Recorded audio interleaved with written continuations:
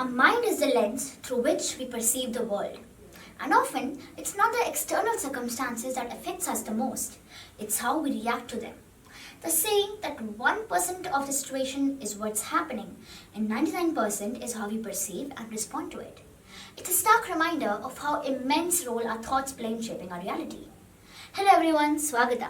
I am Nandita Mahajan from Team Anon Talks, and today I'm here to share or rather discuss about something I've been resonating to a bit more than usual nowadays.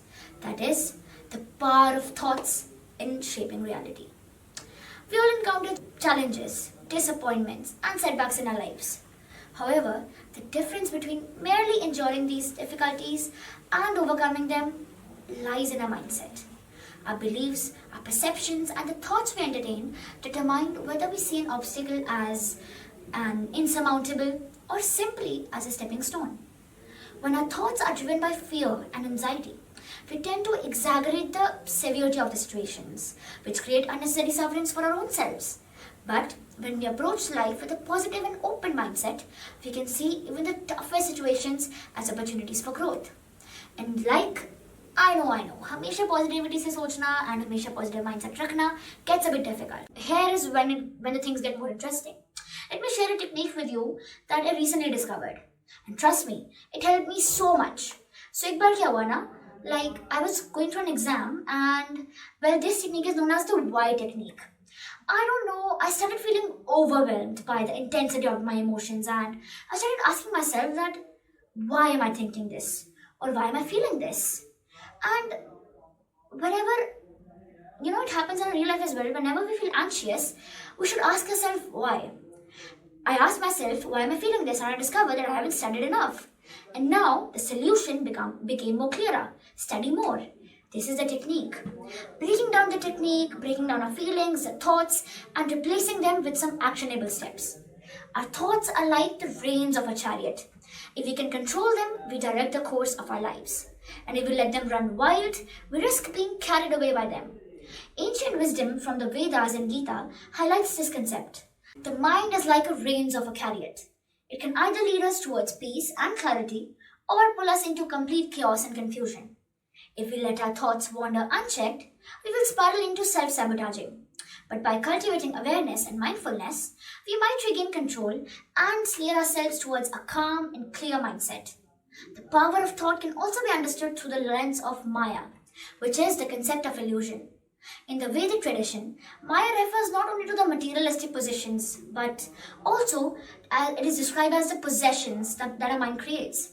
When we allow our mind to be clouded by fear, negativity, we are trapped in an illusion. And in these moments, we fail to see the truth of the situation, often imagining the worst case scenario that haven't even occurred. And this is where mindfulness comes in. By calming our mind, we begin to distinguish the real and the imagined, the temporary and the permanent. Journal karna, meditation karna, these are the two practices which help breaking this cycle of overthinking and self-sabotaging. When we journal, we ask ourselves that why do I feel this way? And we start to identify the root cause of our anxiety. And this is it. Identifying the root cause as we write our thoughts, we become more clearer and realize that many of our fears are just based on our past experiences and assumptions. And it isn't the reality. Meditation, on the other hand, is something which helps us calm down our racing thoughts, creating space for clarity and better insights. A calm mind means we can react to challenges more clearly. And at its core, the mind is where our reality is shaped, not by recognition, but the situation itself. With a calm mind, we are better equipped to respond rather than react to life's challenges. At its core, the mind is where our reality is shaped. By recognizing the situation itself is often far less distressing than the way we interpret it. We can begin to shift our approach. The 1% is a situation, the external event or the circumstance, and the 99% is our mental and emotional reaction to it. This understanding empowers us to shift our perception, reduce unnecessary sufferings, and transform challenges into opportunities for growth and betterment. In conclusion, the power of our thoughts is immeasurable. They shape not just how we see the world, but how we experience it. If we learn to control our minds, use techniques like journaling and mindfulness, and ask yourselves the right questions, how we can transform our sufferings into peace and Always remember, life isn't happening to us, it's happening through us. By changing our thoughts, we change the reality. This was my take on how our thoughts shape the reality. Thank you all.